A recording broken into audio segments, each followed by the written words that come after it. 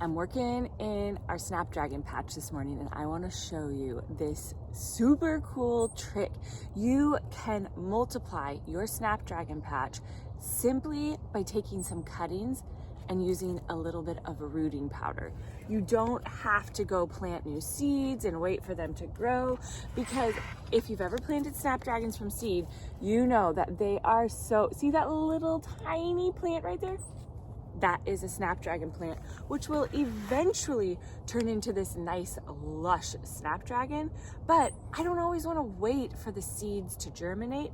And really the easiest way to multiply your patch is by taking cuttings of the plant and then putting them in rooting hormone. I'm going to show you how to do it. It's so easy. First, when you first plant your Snapdragons, they're going to be small, tiny plants. And the best thing that you can do at that point is to pinch them, which means you're basically taking off the top of the plant. So let's have you look down here. This right here, let's go down and find the base. Okay, this right here, all of this right here is one Snapdragon plant that a couple years ago I pinched, which makes it send up, look at 1, 2, 3, 4, 5, 6, 7. It has 8 shoots now. And the cool thing is that every single one of these shoots has the ability of producing a flower.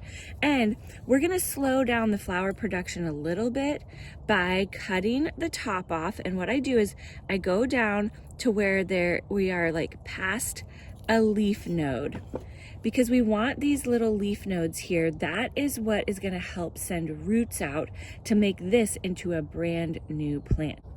So here we have our cutting. There's too many leaves on here right now for the plant to keep all of it alive. And so what I'm going to do is I'm going to take these bottom leaves off. I don't want those on there because I want the plant stem, because this is now going to become a brand new plant. I want it to only have to support a little bit of life up here and put all of the focus into producing roots down here. So I have my tray of, this is just regular potting soil. It's not any kind of special mix. Well, I should say it is an organic potting soil, and it's nice and moist, nice and wet. That's part of what helps the plant to root, is that it's in a nice moist atmosphere. So I have created a little hole right here. You want to make the hole in the potting soil first, because when we put the rooting hormone on here, we don't want, when we put it down into the soil, that if you haven't made your hole yet, when you put it down into the soil, it would just wipe it all off. So I take the stem of my Snapdragon, and a lot of people like to actually pour the rooting hormone out into something else. I just use it in this bottle, and I'll put a link below in the description to the one that we use. But then look at all that rooting hormone on there. See that? That's going to encourage the plant to send roots out. Now I just popped it down into my potting soil mix, and I just gently press it around it. Now, the trick is, now that these are in here, and I'm gonna fill the rest of these cells with some cuttings, I'm gonna put a cover on this, and it's gonna actually sit inside our house where it's warm, it's in a stable environment. So when you've stressed a plant out, the best thing that you can do is give it a really stable, safe environment. If you left this out in the direct sun, this plant is not gonna be strong enough to be able to deal with direct sunlight. So I'm gonna put a cover on it, and it's gonna sit in our house. And every couple of days I'm gonna come and I'm just gonna mist it. And it usually takes a week and a half-ish, and you'll begin to see new growth from this. Some things to remember. You don't want it to be so soggy wet that your new cutting basically rots in there. You just want it a nice, warm, moist atmosphere. Inside your house where the sun comes in a window is totally fine. That's not too strong of light. It's actually good for them to have some light like that. So I'm gonna put it in our living room where the sunlight comes in a window. But I'm not gonna go put this under grow lights, and I'm not gonna leave it out in the direct sun. We don't want it to be so intense that the plant is trying to keep these leaves alive and it can't focus on the root production. So now I'm gonna go through my snapdragons, and I'm gonna find some other little ones, which it doesn't have to be a big piece. The main thing that you just want to remember is that, like, this one had so much growth coming off the side. You want to just make sure that you have some leaves up top, and then that you are able to take off 2 or 3 leaf sets on the bottom. Those, sometimes it just breaks like that. Okay, let's start again.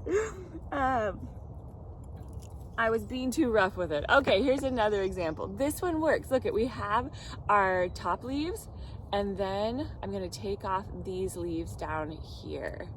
I'm gonna be more gentle this time. This one's a little bit long, so I'm gonna cut it, make my little well in my soil, and I like to make sure that, okay, I can easily just like pop it in there, and then dip it in my rooting hormone, make sure that it's nice and covered, and then I'm gonna pop it in here. And in a couple weeks, I'll show you what they look like. But the reason I am doing this is because the best way to fill your garden is to multiply what you already have in your garden. Instead of having to go buy brand new plants, I know that I love these snapdragons.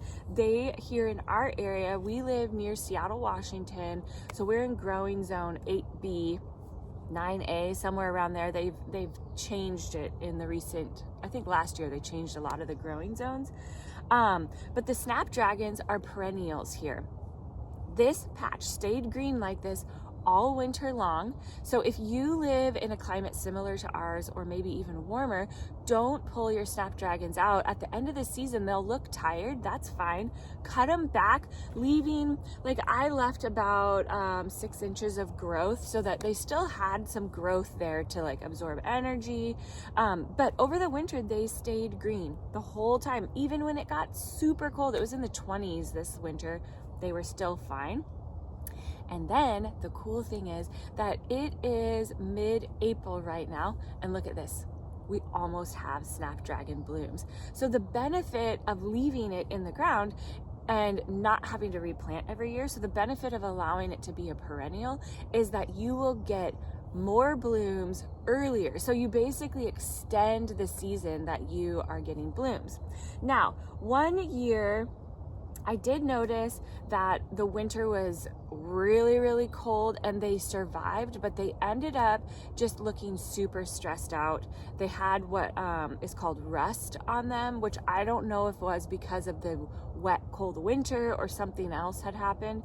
But just know sometimes, some seasons they don't last, but for the last several years, this patch has continued to thrive and I've multiplied it. Now we have another patch in our backyard. I've also multiplied this, which some of these right here are actually gonna go into big pots on our deck. They work great in pots, and snapdragons are one of the flowers that the more that you cut the blooms, the more it will bloom for you.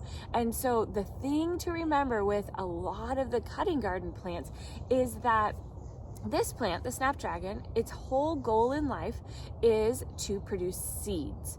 And the way that it produces seeds is it produces the flower fades on the plant, or it dies on the plant, and then that turns into the seed pods, which is amazing. And towards the end of the season, that would be great if you wanted to collect seeds. But we don't want the plant to go into seed production until we're done with the season, like in September. I want it to bloom and bloom and bloom all summer long. So in order for it to do that, you need to cut the flowers off. It's why people talk about deadheading. Deadheading would be that the flower has died on the plant and you want to cut it off. That works, especially if you're wanting to have the blooms stay in your garden. But I actually like to go and get the flowers off for the most part, while they're still fresh and lovely, we bring them in our house. We do all sorts of fresh bouquets for some local coffee shops. We do wedding florals. We do all sorts of things with our flowers. But whether or not you're doing any of that, the more that you cut the flowers and bring them inside, the more flowers you will have. So don't be shy about cutting it. And when you cut it, go all the way down. Let me show you. See down here, there's another part of the plant that is starting to grow here. This is gonna become blooms. When I cut this flower, I'm gonna go all the way down and cut it all the way down here. That helps with a couple things. It gives me a really long stem to work with, which is great because then you can do all sorts of fun stuff with the flowers.